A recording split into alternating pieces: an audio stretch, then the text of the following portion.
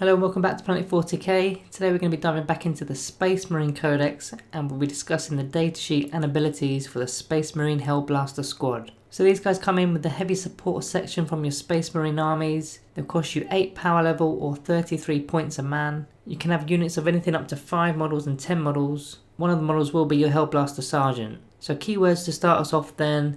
They can go into any chapter. They've got the infantry keyword, they are core, and they've got the Primaris keyword. So like a lot of units within the codex, they carry the core keyword, so a lot of interaction with all sorts of abilities, whether it be stratagems, litanies, psychic powers, or just general auras from HQ units. So a quick glance at their stat line there. Movement 6-inch, weapon skill 3+, ballistic skill 3+, strength 4, toughness 4, wounds 2, attacks 2, leadership 7 and a 3+ save. The Sergeant gains an additional attack and an extra bit of leadership as standard, putting the unit on leadership 8 while the Sergeant is still alive. Pretty standard stats here, nothing really jumps out at me. They don't actually have tons of abilities either like some units do. So firstly they've got the Marine Standard of Angels of Death, which is an umbrella of 4 different rules merged into one. So the 4 rules include, and they shall know no fear, which is ability to not take any modifiers to combat attrition tests. Bolt Discipline, which affects how you use your rapid fire weapon, so only one of the weapons in the weapon options for the Hellblasters will be affected, and we'll discuss this when we get to the weapons area of the video. Shock Assault, which is where if your Hellblasters charged, were charged or heroically intervened, then each model within the unit will gain an additional attack. Then finally Combat Doctrines, which is a buff to your armor penetration of your weapons. Each battle round gives you a buff to certain weapons. So battle round 1 applies a -1 AP modifier to heavy weapons and grenades. Battle round 2 it goes on to rapid fire and assault weapons. Battle round 3 you've got the option of keeping it the same as battle round 2 or changing it to pistols and melee weapons. And in the 4th and 5th battle rounds, it will be pistols and melee weapons. Now, combat doctrines probably won't have a huge effect on this unit at the moment. You'll see that their weapons are all -4 AP weapons, so they should be getting through armor anyway. However, if the targeted enemy unit is within cover, then it will prevent a 6+ save, so bear that in mind for enemy cover saves. That's Angels of Death. They've also got combat squads, which is if you take a max unit of 10 Hellblasters, then you can decide during deployment on whether you wish to split them up into 2 units of 5 or keep them as a 10-man unit. It's got all sorts of tactical advantages. And also if you did want 2 units of 5, then you won't need to use up 2 battlefield slots within the heavy support options of your detachment. So that's all the abilities. Unfortunately they don't have many there, nothing fancy. So far very standard to a regular Primaris Marine. Moving into their weapon loadouts. So they come stocked with a bolt pistol, which I'll briefly put on the screen for you. You're only really going to use this as an extra shot while in combat. Then you've got the frag and crack grenades as well, which you're not going to be touching these as you've got plasma incinerators. So the actual weapon as just mentioned is a plasma incinerator.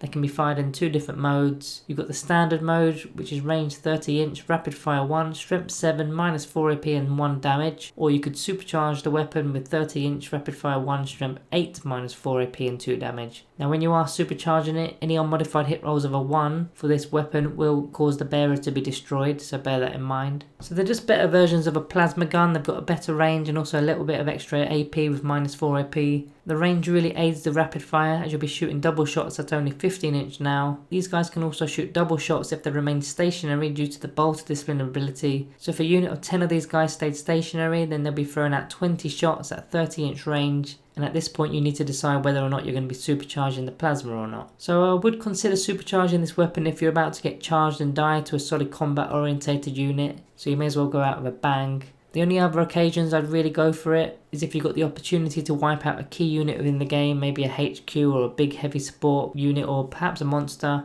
Now ideally you want to be able to reroll 1s at the very least, because you will be getting at least a couple of 1s here from 20 shots, in fact 3 on average. If you do say have a captain nearby, then supercharging isn't actually that bad. Like I mentioned, 3 on average is what you're going to roll. And then if you're re-rolling, then you've only got a 50% chance of getting 1 single 1 there. Now you will need to roll each pair of rapid fire dice separately so that you can work out if any models die, as 1 single model could roll 2 1s, and that should only kill 1 single model. So if you didn't separate them, then you're going to be pulling 2 models off the board instead of 1. When you do shoot, on average you'll be hitting approximately 13.3 times from the volley of 20 shots, and you'll be quite likely wounded on 3s, possibly 4s if you're targeting vehicles, but the single damage from a non-overcharged plasma may be quite wasteful on a vehicle, so rolling 3s to wound is what you're going to be doing the majority of the time. So from your 13.3 hits, you're on average going to wound 8.9 times, and that AP is going to go straight through their armor, leaving either 8 single wounded models dead or 4 Primaris Marines dead.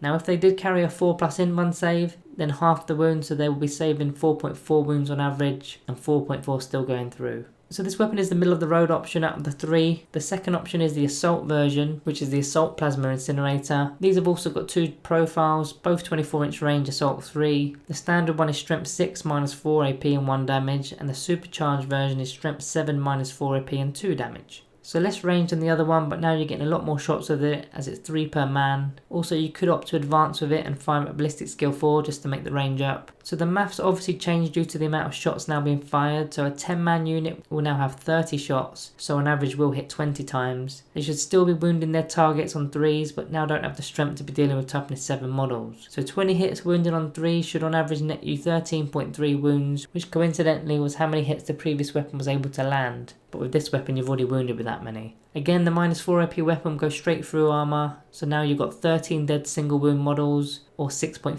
Primaris Marines. And again, if the enemy carries a 4+ inv save, then you just half that, so it's 6.5 wounds on average hitting the target. The final option for your Hellblasters is the heavy variant of the weapon, so the heavy plasma incinerator. And just like the previous two, you've got two profiles. They're both 36-inch range heavy 1. The standard profile is strength 8 minus 4 AP and 2 damage. Supercharging it will give you strength 9 minus 4 AP and 3 damage. So clearly you got less shots, 10 in fact, for a 10-man unit, but you're able to fire from a much further way out at 36-inch range. Now the strength and damage has also increased, so you're now able to deal with some of the bigger targets. Now from your 10 shots, on average you're going to hit 6.7 times. If you're still firing at toughness 4, then you're now only going to require 2s, although you should be asking yourself why didn't you select the assault incinerator or the regular one if you're firing at toughness 4 infantry. Really your targets now are toughness 7 vehicles and monsters, because you're now wounding them on 3s. So on average you should achieve 4.4 wounds, again minus 4 AP going straight through armor, and this time it's 2 damage a pop, resulting in 8.8 damage on average, or 4.4 if they do have a 4+ inv save. Now with this weapon I'd be more tempted to supercharge it and have a captain or something giving you rerolls of 1s and putting that damage to a damage 3 would be necessary, especially against those heavier targets. I mean, even a standard Rhino has 10 wounds, so your 8.8 damage will not finish it in one go, but a supercharged unit will dish out 13.3 wounds on average there. So even if one model died from the plasma getting hot, you'll still on average get 10 damage on it, which will clear that Rhino off. Also a quick note that these are heavy, so you don't want to be moving these guys unless you're happy hitting on 4s. So that's the 3 main options. All have their own uses and play styles. I think when selecting them you need to look at the rest of your army list and work out where you're short, as these guns do not cost any points to change, so I just pencil in the unit and think about the weapons after the list is made. If you're short on anti-infantry, then go for the assault versions. If you're short on anti-tank, then go for the heavy. And if you're okay on both, then simply stick with the standard version. There's actually one more option here that you can take for your sergeant for 5 points, which is the plasma pistol. Now I personally would not bother, as you can't fire it while firing the incinerator, so it's only really going to be used in combat. But if you're in combat, then you're in a bit of trouble anyway, as these guys aren't meant for combat. They do have a reasonable amount of tax due to their shock assault, but for every battle round that they're tied up in combat means they're not firing their plasma, so stay out of it. That's what makes the assault incinerator a touch risky for me. Even though it's got more shots, it's also the weapon that requires you to be the closest to your enemy. So I'd rather go with the standard version over the assault version, unless they're supported quite well with a unit out front, or if you did just fancy spending some stratagems to help them out. Which transitions me quite nicely to the next topic, which is the stratagems itself. So some of the stratagems that are quite good for this unit. Transhuman Physiology is a firm favourite for the Space Marine players for 1 CP. It doesn't allow enemy units to wound your guys on a 1, 2 or a 3, effectively bringing their weapon strength down to a strength 4 to match your toughness, because they're only going to be wounded on 4s. So it gives you a bit more survivability there. Uncompromising fire for 2 CP allows your Hellblasters to fire even while performing actions for your secondary objectives. A tad pricey, but objectives are ultimately what win you the game. Steady advance for 2 CP, again quite a lot of CP there, but your Hellblasters are considered to have remained stationary for the movement phase. So this aids your heavy option here to prevent the -1 to hit penalty, and it also aids your rapid fire weapon to gain that bolt of discipline from max range. Allspec scan for 2 CP, another pricey one here, but it could play a key part in the anti-alpha strike. So on your opponent's turn when they're deep striking in or coming in from strategic reserves, or just however else they come into battle from turn 2 onwards, you can pop this stratagem and fire your Hellblasters at that entering unit as long as they're within 12 inches. That's the slight kicker, although anyone further than 12 inches isn't really going to be a threat to this unit, I suppose. Looking at other areas of the main codex to find ways to help your Hellblasters. I mean, the Warlord traits have a Warlord trait called Rights of War, which is a 6-inch aura buff that your Warlord can give to your Hellblasters, which simply gives them objectives secured. So this one's probably more situational, as your unit will most likely not be out there trying to steal objectives. But if enemy units come to your backlines trying to steal yours, then it can help retain the objective itself. Any librarians in your army can cast Might of Heroes to give them a stat boost. The toughness in particular is going up to a toughness 5, that's the one I'm looking at there. But there's probably better units within your list to cast this psychic power on. Null Zone is very good as it removes an invuln save from your opponent, ensuring that -4 AP is -4 AP and it goes straight through their armour.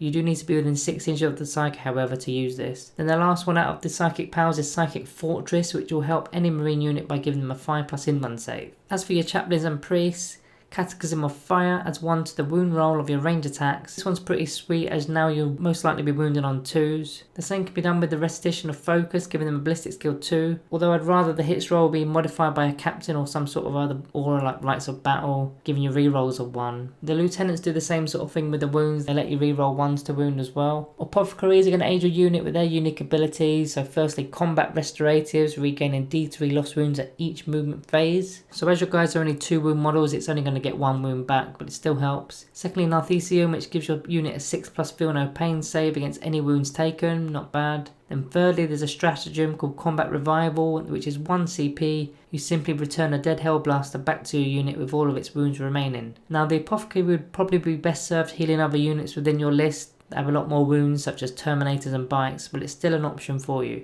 The final noteworthy unit here to mention is the Impulsor Transport. So you give your guys the assault version of the Incinerator, then jump them in the Impulsor, as they've got an ability called Assault Vehicle, so basically your unit can disembark from the Impulsor. As long as they don't charge, they can still fire their weapons, so pretty good because now you can move 14 inch in the transport, pop out 3 inches and then have a 24 inch threat range with your Incinerators, each firing 3 shots. So it's nice to pick off an enemy unit. Moving into chapters that work best with the Hellblasters, the Dark Angels will work very nicely, especially with the heavy Incinerators, as their chapter tactic Grim Resolve is where if you stayed stationary, you're going to be gaining +1 to your hit roll. They also auto-pass combat attrition tests, which is always helpful on your bigger units. Their doctrine currently is Relentless Hunt, which adds 6 inches to their rapid fire weapons, helping your regular Plasma Incinerator. But just bear in mind that Dark Angel supplement is going to be coming out at the start of the year, so some rules may change. Imperial Fists have their chapter tactic called Siege Masters, so no light cover benefits, which means that -4 AP will be -4 AP, so they're either going to have an invuln save or nothing. Their doctrine is called Legacy of Dawn, which gives their heavy weapons an additional damage when targeting vehicles and buildings. So this only works while the Devastator doctrine is active, which is turn 1. Ultramarines favour a more shooter unit as they've got the chapter tactic called Codex Discipline, which allows your unit to fall back and shoot, although it'll be a -1 to hit. They also get an additional bit of leadership, putting them on leadership 9. Their doctrine, Signs of Guilliman, allows units to do a normal move and still fire as if they were stationary. This can only be done in the tactical doctrine, which is turn 2 and optionally turn 3. So that's the main chapters. Now, from a request from our Patreon service, one of our patrons has asked to mention the Raven Guard chapter and how they work with the Hellblasters. So before I do, just let me let you know about our Patreon service, which we're going to be relaunching in early January. So it'll just have overall better value. We are keeping all the early access stuff and the polls, which guide the channel, but we're also going to be adding video requests and video calls. And also the names in the credits are going to be ranked on a new system. So if that's something you're interested in, go check that out. I'll leave a link in the top right of the page and also a link in the description for you. The new system is only going to come into effect probably this week or next, so check that out when you can. Thank you in advance if you're looking at joining. So back to the topic at hand, Raven Guard. So they've got a chapter tactic which is Shadow Masters. So these guys gain the benefits of cover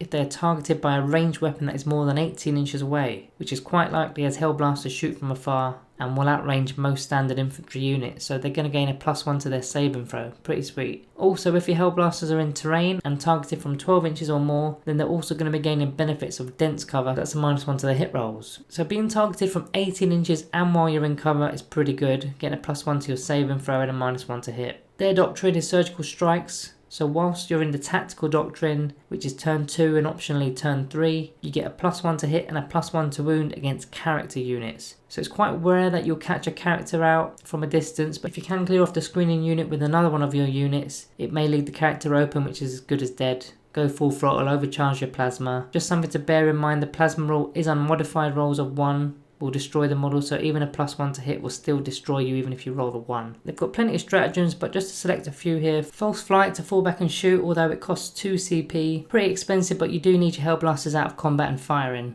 C button remain unseen for 1 CP makes your unit a -1 to hit. It's only really useful if you don't have your dense cover ability working for you. So that's the noteworthy chapters. So overall a solid heavy support unit that can fill a number of different roles within your list. They can be sent out as mid-range assault Hellblasters with plenty of DACA, or stick them in the back with a standard plasma but with the capability of hurting vehicles, sort of the jack of all trades option there, or stick them with the heavy option which can pick off heavy targets from afar. Now I personally like the heavy option, as supercharged in any of the options should be carried out alongside a captain, as you really want your captain doing all the captain buffs on your side of the table. Also heavy options have less shots, which is less chance of you actually blowing yourself up. That's how I see it anyway. Also strength 8 and supercharging to strength 9 is crazy good, and the added damage too is great, and you've got the better range, the better strength and the damage for a free trade, whereas normally you need to pay points for the upgrades for this kind of stuff. Being a core unit also makes them super easy to buff up from virtually any character you bring. They also synergize well with most chapters within the Space Marine Force too,